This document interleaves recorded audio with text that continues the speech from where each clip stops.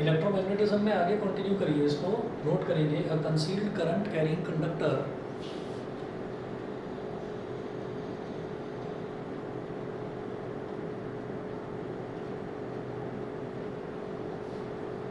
concealed current carrying a concealed current carrying conductor a concealed current carrying conductor can be located due to the magnetic effect of current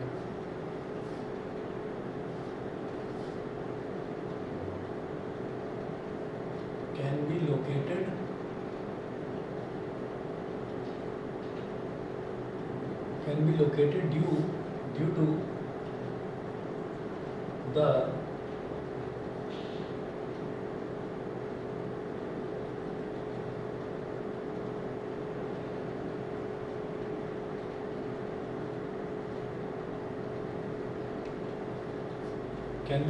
due to the magnetic effect of current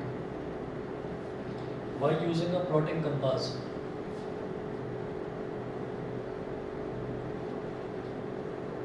By using a plotting compass.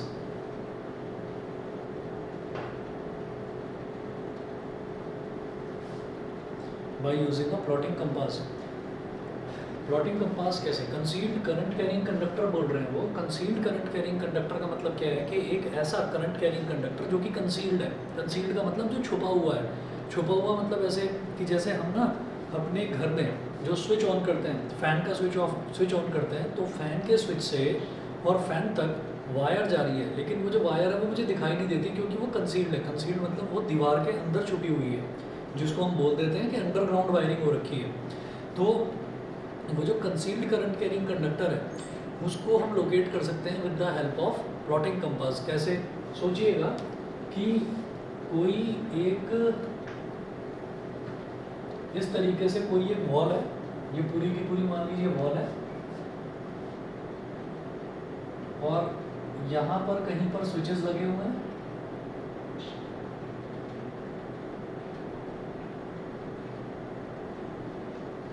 और यहाँ से मैं dot dot dot dot बना रहा हूँ। ये wall के अंदर अंदर ऐसे वायर जा रही है, और फिर वॉल के बाहर यहाँ पर एक लैंप लगा हुआ है, लैंप। ठीक है, तो मैं ये देखना चाहता हूँ कि क्या मतलब कहाँ वायर किधर से जा रही है। हो सकता है वायर वॉल के अंदर यहाँ से जा रही हो और नीचे से लैंप में कनेक्टेड हो, और हो सकता है ऊपर से जा रही हो और ऊपर से लैंप में कनेक्टेड हो। तो हम ये कह सकते हैं कि जैसे ये ट्यूबलाइट है, इस ट्यूबलाइट में एक छोटा सा वायर तो नज़र आ रहा है, लेकिन मुझे नहीं पता कि वो वायर नीचे से आ रहा है या वो वायर ऊपर से आ रहा है, मुझे ये नहीं पता। तो उस चीज़ को फाइंड आउट करने के लिए हम क्या करते हैं कि एक प्लॉटिंग कंपास आता है, थोड़ा हाई मैग्नीट्यूड का चाहिए, जिसकी स्ट्रेंथ थोड़ी सी ज़्यादा हो। तो उस प्लॉटिंग कंपास को आप ऐसे ही लेकर आओगे, प्लॉटिंग कंपास जिसमें उसका नीडल जो है, नीडल का एरो जो है वो तो नॉर्थ की डायरेक्शन में इंडिकेट करता है, और जो उसका टेल है वो साउथ की डायरेक्शन में इंडिकेट करता है। तो उस प्लॉटिंग कंपास को अगर मैं वॉल पर घुमाना शुरू कर दूंगा, मान लीजिए उसको मैंने ऐसे घुमाना शुरू करा, तो जहाँ जहाँ पर करंट कैरिंग कंडक्टर है वहाँ पर उस प्लॉटिंग कंपास में डिफ्लेक्शन आना शुरू हो जाएगा। समझ रहे हैं? तो और अगर मान लीजिए मैं उसको ऐसे ही कहीं पर घुमाता हूँ जहाँ पर जिस दीवार के पीछे कोई करंट कैरिंग कंडक्टर, यानी कि कोई करंट फ्लो, कोई ऐसा वायर नहीं है जिसमें करंट फ्लो हो रहा हो, तो क्या होगा, तो उसमें किसी तरीके का डिफ्लेक्शन नहीं होगा। तो और हम ये नॉर्मली ऐसे भी चेक कर सकते हैं कि जो 10, 12 या 15 रुपए का एक कंपास मिलता है, मार्केट में मिलता है, स्टेशनरी शॉप्स पर मिल जाता है, वो लेकर हम अगर मान लीजिए मोबाइल फ़ोन को भी अपने चार्ज कर रहे हैं, तो मोबाइल फ़ोन का जो वायर है वो भी इंसुलेटेड वायर है। इंसुलेटेड वायर का मतलब क्या है कि उस पर भी वायर के ऊपर प्लास्टिक की कोटिंग हो रखी है। तो वो वायर भी क्या है, छुपा हुआ वायर है, कंसील्ड वायर है। नहीं तो ओपन अगर वायर होता तो उसको हम टच करते तो हमें करंट लगता, लेकिन उस वायर को भी हमने कंसील कर रखा है। कंसील का मतलब रबर कोटिंग कर रखी है उसके ऊपर। तो अगर ऐसे वायर को हमने इलेक्ट्रिसिटी से कनेक्ट करके स्विच ऑन कर रखा है, तो मैं उसको छूऊंगा तो मुझे करंट का एहसास नहीं होगा, लेकिन उसके अंदर तो करंट फ्लो कर रहा है ना। उस करंट को देखने के लिए कि वो फ्लो कर भी रहा है या नहीं कर रहा, मैं उसके ऊपर एक कंपास को घुमाना शुरू कर दूंगा, और कंपास को अगर मैं उसके ऊपर घुमाना शुरू करूंगा तो कंपास जो है, कंपास की नीडल में ऐसे ऐसे ऐसे ऐसे ऐसे ऐसे डिफ्लेक्शन आना शुरू हो जाएगा। जब डिफ्लेक्शन आना शुरू हो जाएगा तो इसका मतलब कंपास को जिस एरिया में मैं मूव कर रहा हूँ उस एरिया में करंट फ्लो कर रहा है। तो ये जो चीज़ है, हम ये कहेंगे कि कंपास में डिफ्लेक्शन क्यों आ रहा है। कंपास में डिफ्लेक्शन इस वजह से आ रहा है कि जो इलेक्ट्रिसिटी होती है, अगर किसी भी करंट कैरिंग वायर में, किसी भी वायर में अगर करंट फ्लो कर रहा है, यानी कि उसके अंदर इलेक्ट्रिसिटी फ्लो कर रही है, तो इलेक्ट्रिसिटी की वजह से मैग्नेटिज्म भी प्रोड्यूस होता है, और इसी प्रोसेस को हम बोलते हैं इलेक्ट्रोमैग्नेटिज्म। तो इलेक्ट्रोमैग्नेटिज्म में ये चीज़ इसी वजह से लिखवाई जा रही है। समझ में आ गया? समझ गए? ठीक है, चलिए इसके बाद देखिएगा,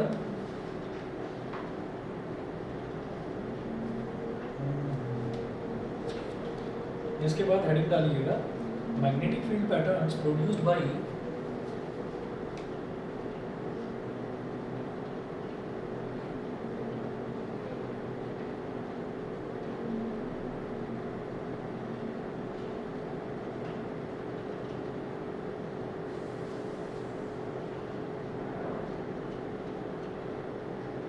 magnetic field patterns produced by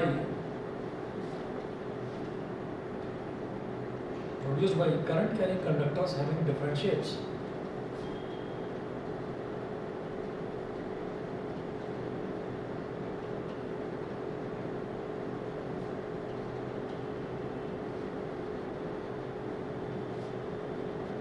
Magnetic field patterns produced by current carrying conductors having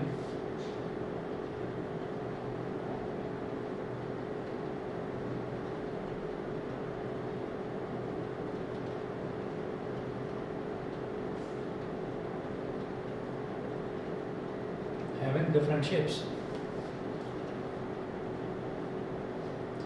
तो इसमें तीन तरीके की शेप्स हम करेंगे। एक तो ये कि अगर कोई स्ट्रेट करंट कैरिंग वायर है तो उसकी वजह से मैग्नेटिज्म कैसा प्रोड्यूस होता है।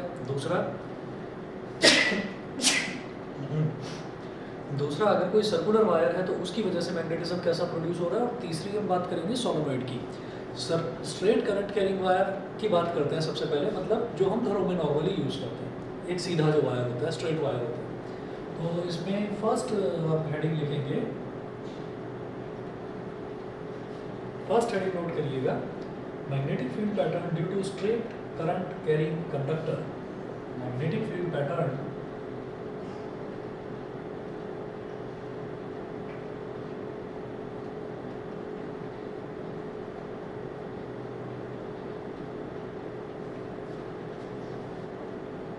magnetic field pattern due to straight current carrying conductor due to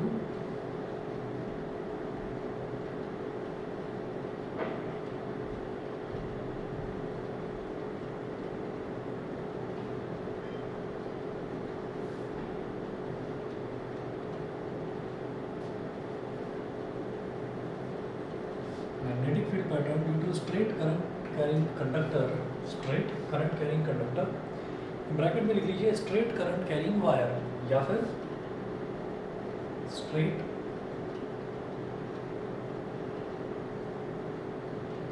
current carrying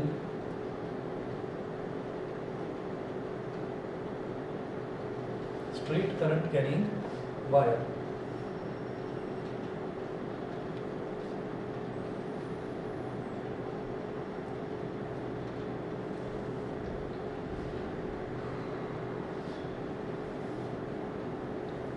इसमें लिखें, पहला पॉइंट लिखें, the magnetic field lines around the straight wire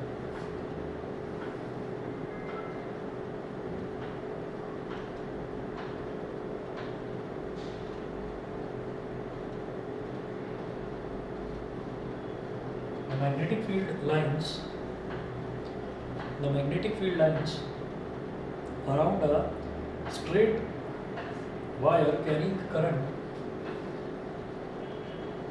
around a straight wire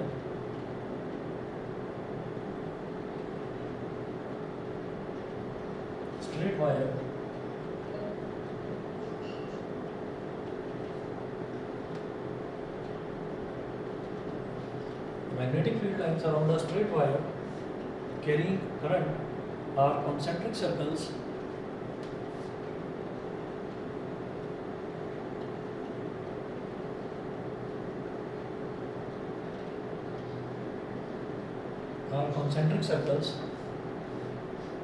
whose centers lie on the wire.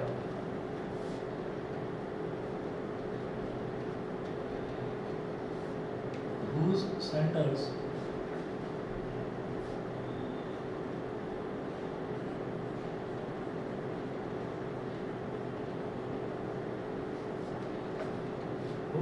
lie on the wire.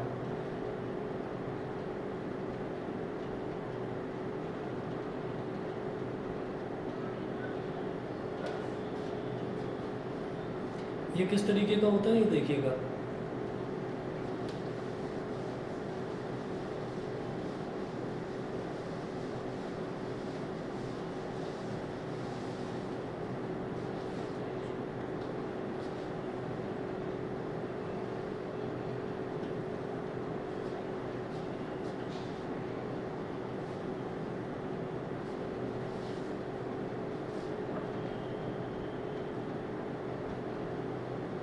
यहाँ पर आप एक ना cardboard बना लें ऐसे, एक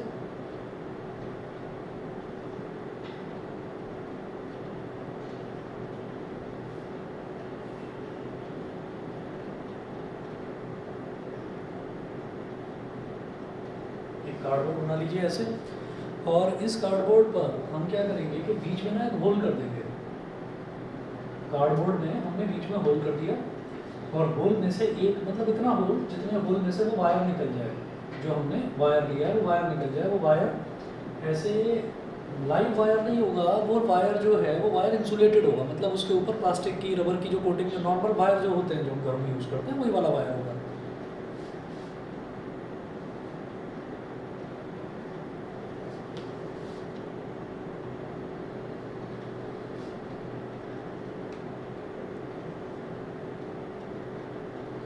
नेगेटिव पॉजिटिव नेगेटिव पॉजिटिव,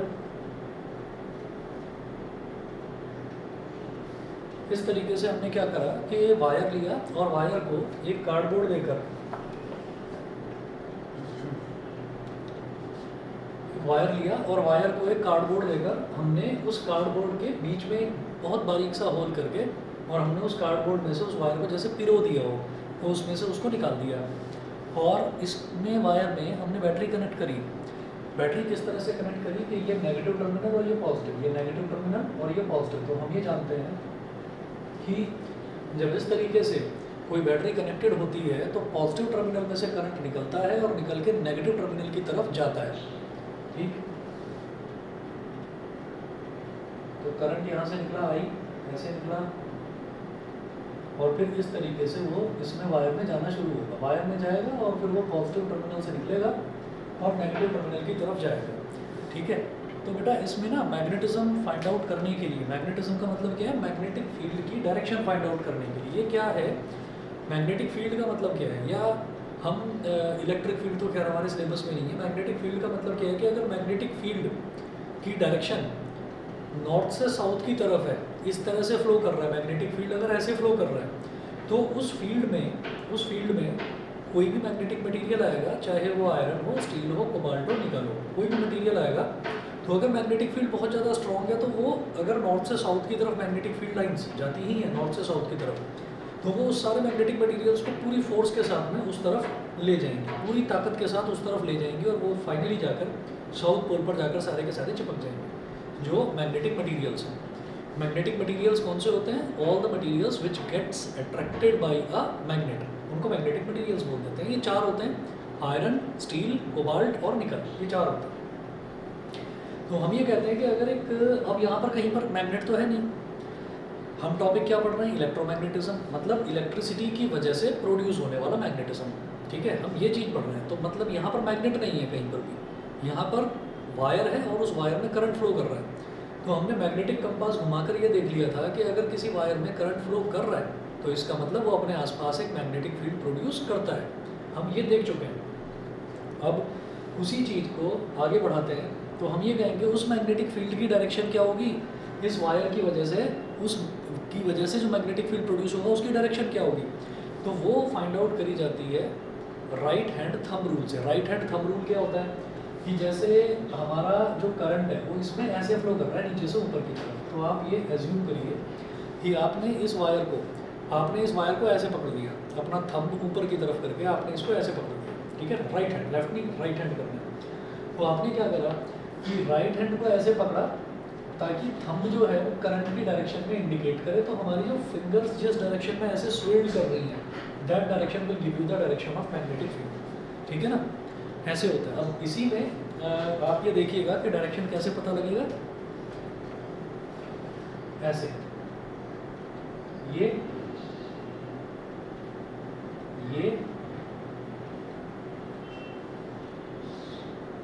और ये इस तरीके से। तो आप ये देखो ये कौन सा डायरेक्शन हो गया, ये क्लॉकवाइज एंटी क्लॉकवाइज डायरेक्शन हो गया, क्योंकि घड़ी जो है, घड़ी की जो नीडल्स हैं वो कैसे चलती हैं, वो ऐसे चलती हैं, जब 12 होता है 1 2 3 4 5 6 ऐसे होता है, लेकिन ये उल्टा चल रहा है, तो इसको हम क्या बोलेंगे, ये कॉन्सेंट्रिक सर्कल्स हैं। कॉन्सेंट्रिक सर्कल्स का मतलब क्या होता है, ऐसे सर्कल्स जिनका सेंटर जो है वो कॉमन होता है, सेम होता है। 1 मिनट वेट करिए बेटा।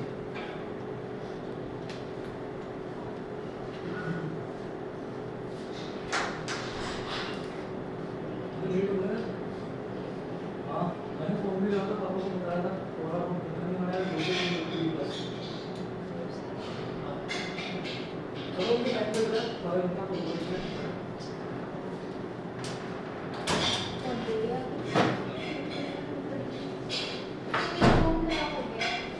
मैं छुट्टी दिलाता मिलता ही नहीं तुम्हारा, इसलिए पानी में गिर गया। ओहो पापा ने मुझे बताया कि 3:30 है, तो जस्ट स्कूल से आई थी इसलिए। किस टाइम आते हो? मैं आज मतलब 1:45 अराउंड। मुझसे गलती हुई है, मुझे 2:30 निकल गया। इतना नोट कर लो फटाफट, ये जो लिखा है ना इलेक्ट्रोमैग्नेटिज्म में, आगे कंटिन्यू करो।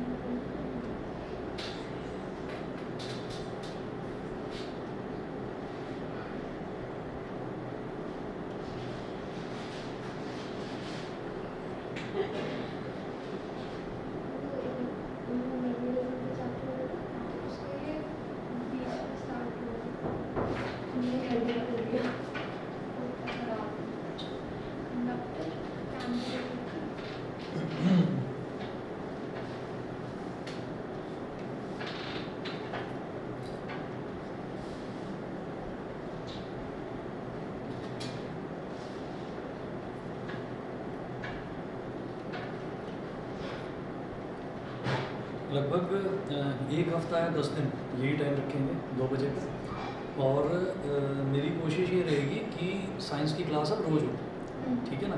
तो ये कोशिश रहेगी कि साइंस की क्लास रोज़ हो, और हमारे जैसे 2 बैचेस हैं तो उसमें ये रखेंगे कि अगर एक में साइंस की रोज़ हो रही है तो दूसरे में मैथ्स की रोज़ है, ठीक है ना। तो क्योंकि अब 1 महीना रह गया, तो 1 महीने में जितने भी, हाँ जी बताइए। सर टाइमिंग 2 से 3 ही रहेगी? 1 से 3 कई स्कूल्स ना बेटा ऐसा है कि कई स्कूल्स में बच्चे 1:30 1:45 तक ही आते हैं, तो इस वजह से मैंने 2 to 3 रख दिया। सर मैं तो 3 बजे तक ही आऊँगी स्कूल से। स्कूल से 3 बजे तक आओगे? एग्जाम चल रही है ना। हाँ एग्जाम एग्ज़ाम्स चलेंगे ना, तो एग्ज़ाम्स जो हैं वो रेगुलर थोड़ी चलेंगे, बीच में मतलब 2-3 दिन की।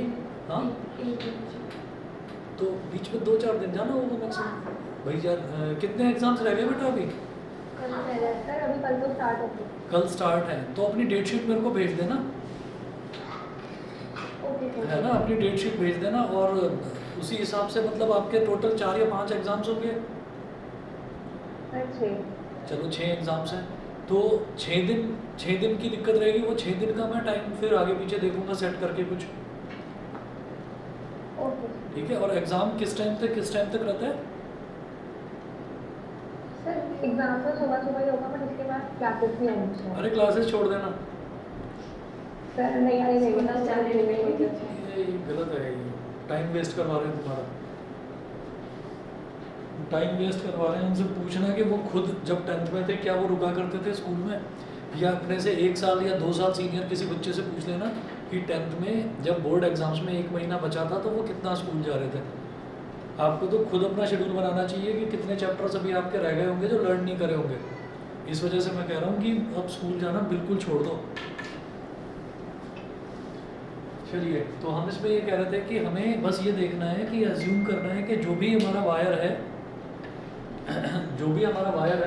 वो वायर में जो भी करंट की डायरेक्शन है, हमको उसको वायर को पकड़ना इस तरीके से है कि करंट की डायरेक्शन में हमारा थंब हो, तो जहाँ पर हमारी फिंगर स्विल कर रही है, जिस डायरेक्शन में हमारी फिंगर स्विल कर रही है, वो वाली जो डायरेक्शन है, वो वाली डायरेक्शन करंट की डायरेक्शन होगी। ठीक है ना, सॉरी मैग्नेटिक फील्ड की डायरेक्शन होगी। तो अब आप ये देखिएगा कि इसमें कैसे करेंगे हम।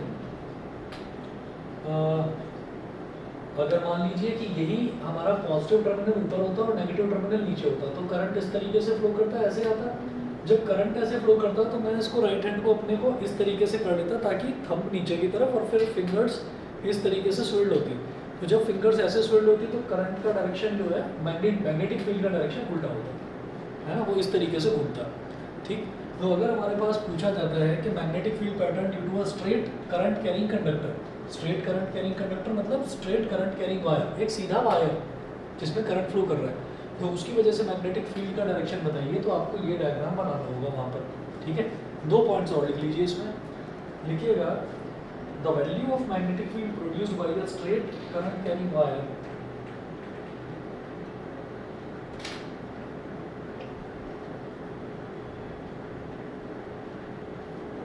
value of magnetic field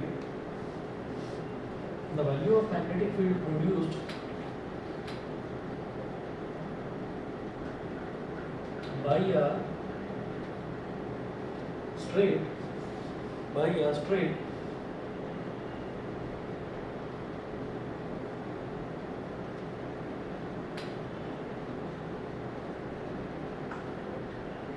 by a straight current carrying wire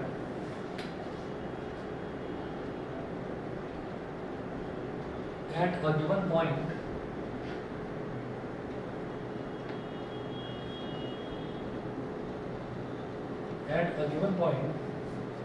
is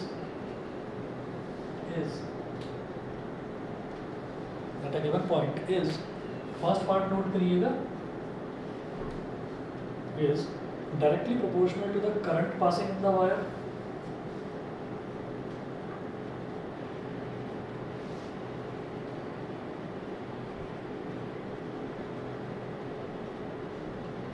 Directly proportional to the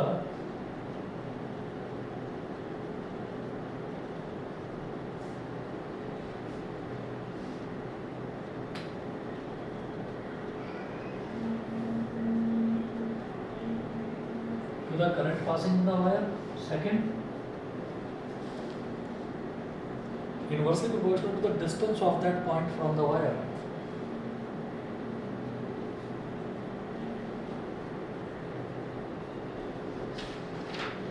Inversely proportional to the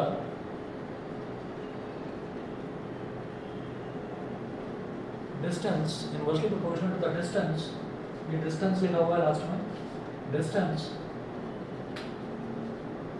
of that point from the wire of that point from the wire। तो देखिएगा इसमें वो बोल रहे हैं कि magnetic field produced by a straight current carrying wire. ये जो स्ट्रेट वायर है जिसमें कि करंट फ्लो कर रहा है, ये जो मैंने एरो दिखाया है, ये एरो की डायरेक्शन करंट की है, ये आई करंट है, और ये जो कॉन्सेंट्रिक सर्कल्स हैं ये मैग्नेटिक फील्ड की डायरेक्शन है, मैग्नेटिक फील्ड। तो वो बोल रहे हैं कि मैग्नेटिक फील्ड किस चीज़ पर डिपेंड करती है। मैग्नेटिक फील्ड की वैल्यू, पहली चीज़ directly proportional to the current passing in the wire. आप वायर में करंट की वैल्यू बढ़ाते चले जाओ तो जितनी ज़्यादा करंट की वैल्यू बढ़ेगी उतना ज़्यादा मैग्नेटिक फील्ड बढ़ेगा, ठीक है।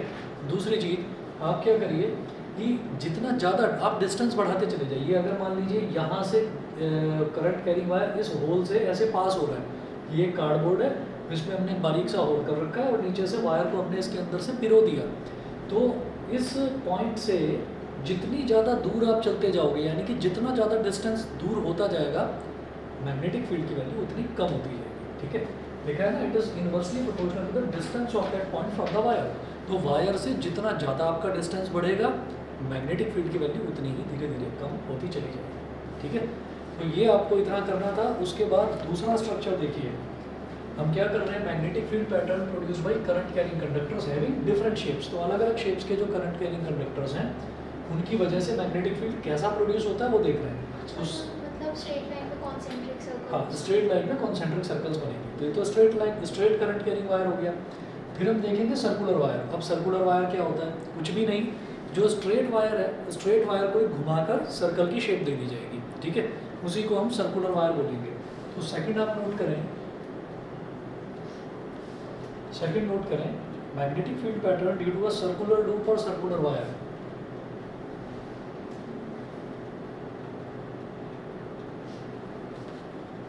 Magnetic field pattern due to a circular loop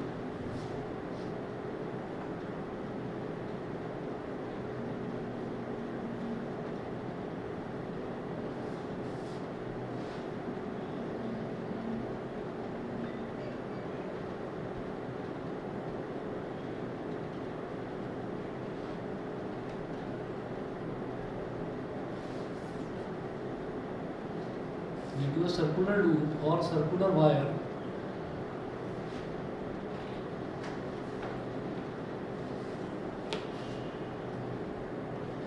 carrying current,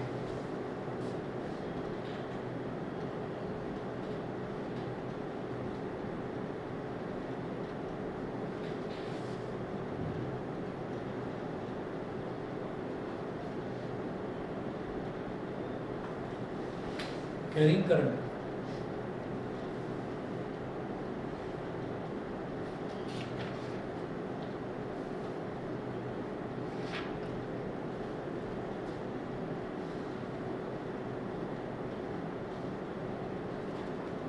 लिखिएगा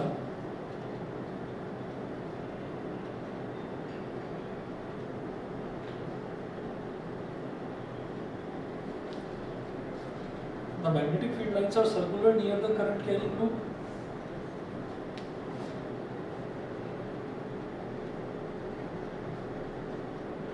The magnetic field lines are circular near the current carrying loop.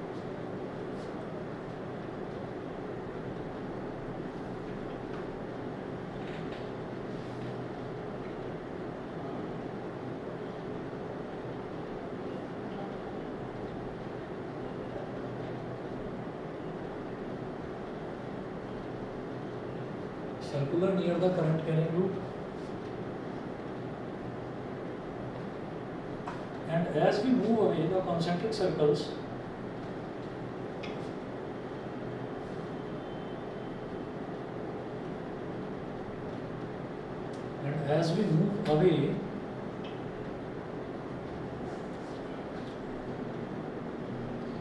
the concentric circles representing magnetic field lines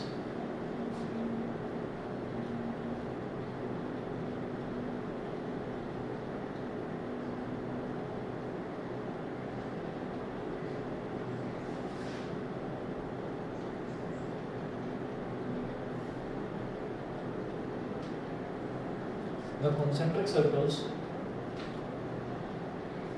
representing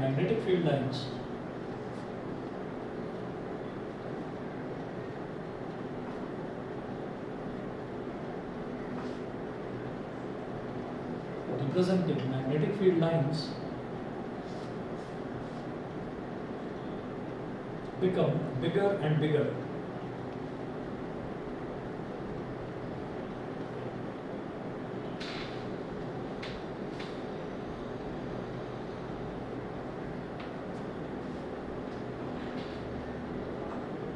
Become bigger and bigger. Full stop. Next point लिखेंगे. At the center of the circular loop,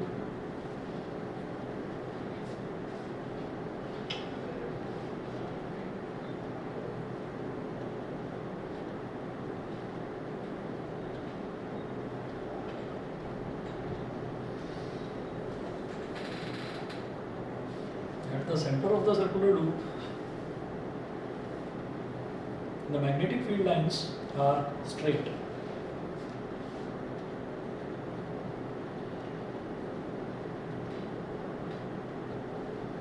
The magnetic field lines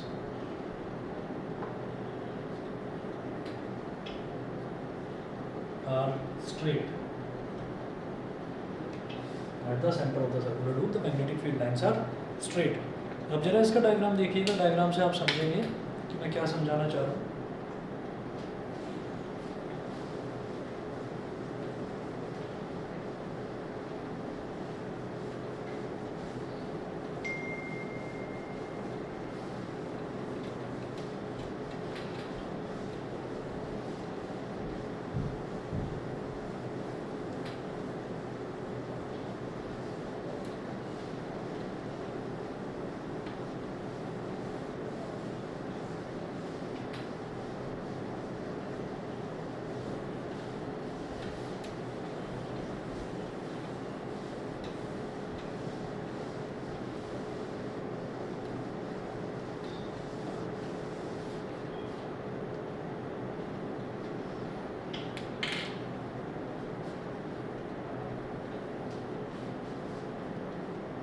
तो diagram देखिएगा. Diagram में जैसे यहाँ पर cardboard बनाया था ऐसे इसमें भी कार्डबोर्ड बनाएंगे थोड़ा ऐसा.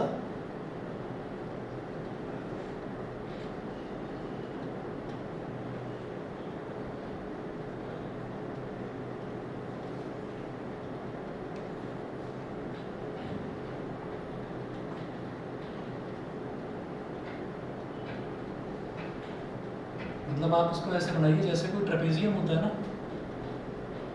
ट्रेपेजियम की तरीके का आप तो इसको बना लो.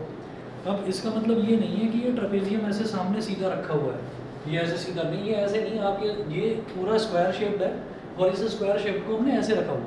ठीक है. अब क्योंकि बोर्ड में तो मैं ऐसे रखकर दिखा नहीं सकता, तो इसको हमने इस तरीके से बनाया है कि इसका फ्रंट साइड की लेंथ तो ऐसे और बैक साइड की लेंथ थोड़ी ऐसे छोटी दिखाई दे रही है हमें. ठीक है. तो ये एक कार्डबोर्ड जो है ये इस तरीके से रखा हुआ है. अब इस कार्डबोर्ड पर हमने क्या करा कि सर्कुलर करंट कैरिंग लूप, तो यहाँ पर एक होल करा और यहाँ पर एक होल करा और ये ऐसे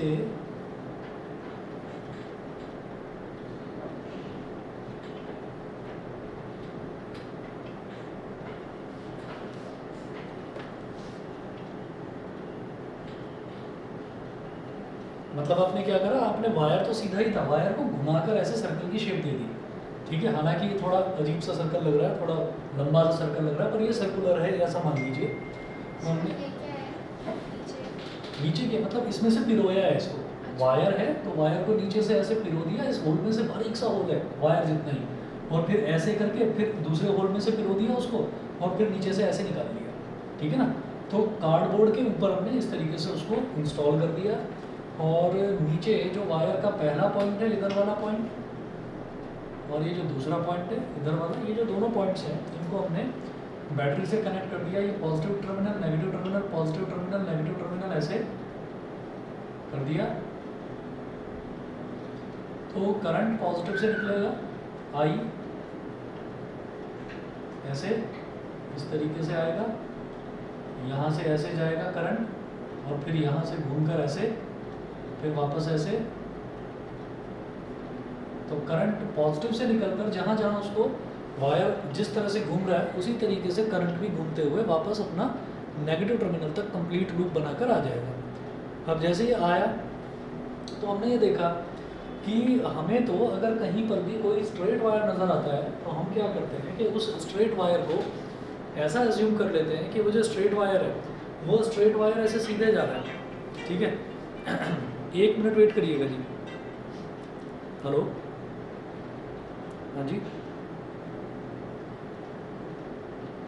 हाँ भैया मैं आपको ना बस 10 मिनट में फ़ोन कर रहा हूँ।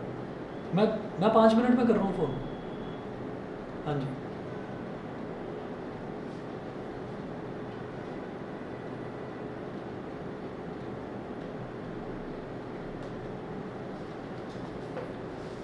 तो क्या हुआ कि यहाँ से मतलब उसको हमने ऐसे पिरोया कि वो यहाँ से निकल के और ऐसे घूमकर इसमें ऐसे आ जाए।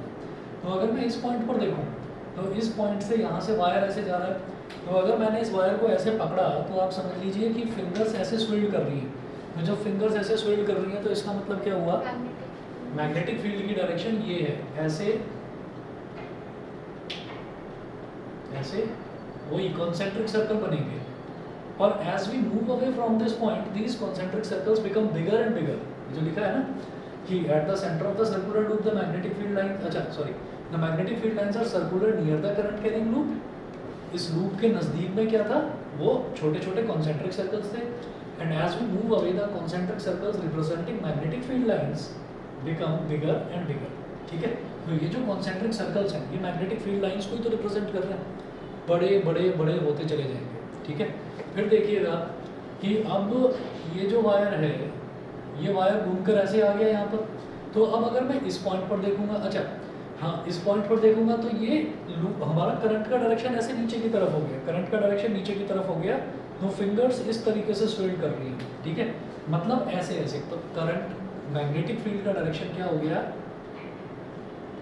ये पहला लूप, ये दूसरा लूप, ऐसे लूप बड़े होते चले जाएंगे।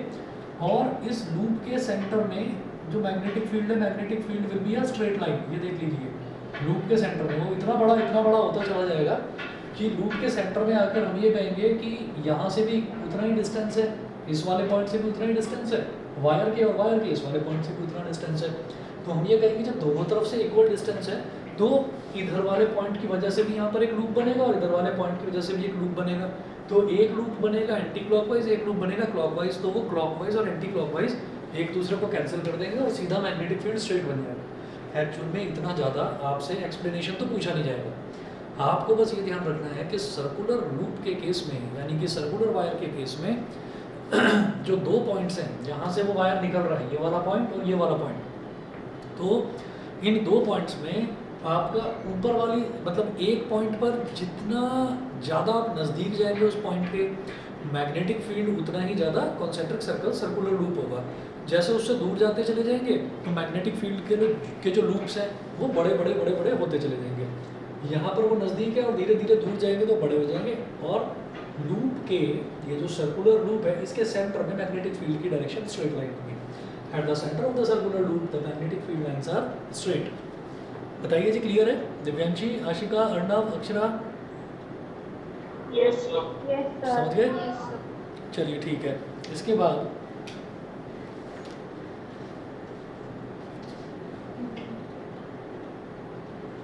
यहाँ पर भी नेक्स्ट लाइन लिखेंगे, the value of magnetic field produced by a circular loop, current carrying circular loop,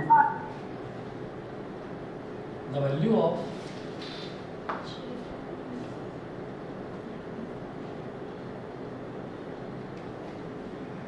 magnetic field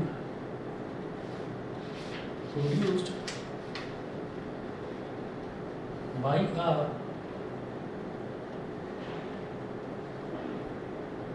current carrying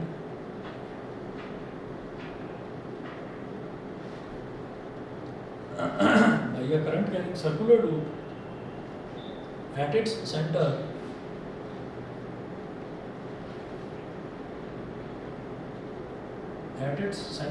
is, first लिखें, directly proportional to the current passing through the loop,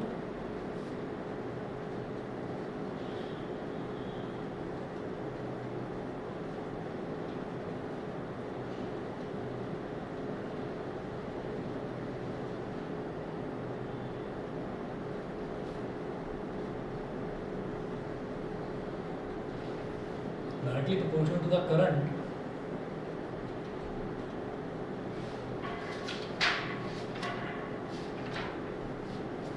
passing through the loop. Current passing through the loop. और second लेके inversely proportional to the radius of circular loop.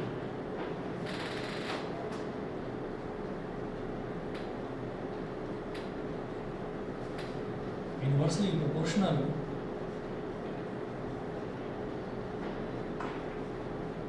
to the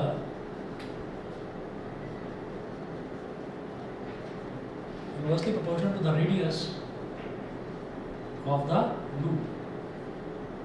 Inversely proportional to the radius of the loop. ठीक है, ये कर लीजिए। बाकी आपका एक और बचा हुआ है, magnetic field due to a solenoid, फिर इलेक्ट्रोमैग्नेट, और फिर आपका फ्लेमिंग लेफ्ट हैंड रूल और मोटर। ठीक है, तो मैं कल भी इसी की क्लास लूँगा और 2 बजे ही रखूँगा क्लास, परसों भी 2-3 दिन में, मतलब मार्च में। आज 28 तारीख है ना, 29, 30, 31, 3 दिन में मैक्सिमम आपका ही मैग्नेटिज्म वाला चैप्टर कंप्लीट होगा। ठीक है, तो अभी कुछ दिन के लिए हम ऐसा ही रखेंगे कि अच्छा, और मैं ना दोनों बैचेस का जो ग्रुप है हमारा, उन दोनों ग्रुप पर मैथ्स का भी और साइंस का भी शेड्यूल डाल दूँगा। तो जिस बच्चे को, जैसे मान लीजिए अभी तुमने जैसे बताया जिस दिन तुम्हारे एग्ज़ाम है, तो उस दिन क्या करना कि अगर मान लीजिए जो एग्ज़ाम टाइम वाला जो टाइम ड्यूरेशन है, मान लो मैं 2 बजे की क्लास रखता हूँ, तो अगर उस टाइम पर आप स्कूल में हैं तो आप शाम वाला बैच अटेंड कर लेंगे। ठीक है, वो पर्टिकुलर उस दिन के लिए बोलो। ठीक, और जिस दिन आप घर में हैं उस दिन आपको दोनों ही बैच अटेंड करने हैं, साइंस का भी करना है और मैथ्स का भी करना है। ठीक है, तो मैं ऐसे शेड्यूल डाल दूंगा, और जैसे बैच ए का एक ग्रुप है और एक बैच बी का है, तो दोनों पर डाल दूंगा कि साइंस किस टाइम होनी है और मैथ्स किस टाइम होनी है। ठीक है, तो अब थोड़ा सा सीरियस हो जाइए, 1 महीना बचा हुआ है, 27 से पेपर है, आज 28 है। चलिए बेटा, ठीक है, फिर आज के लिए इतना ही। चलिए, ओके ओके। मेरे को डाउट था, मैं कब पूछूं? आप मेरे से आप 8 बजे पूछ लेना, मैथ्स में था ना डाउट आपका? जो आपने भेजी थी क्वेश्चन। बिल्कुल ठीक है, मैं आज शाम को 8 बजे वाले बैच में कराता हूँ, तो आप मेरे से पूछना, उसमें मैं करवाऊँगा। ओके, ठीक है, चलिए, ओके, ठीक है।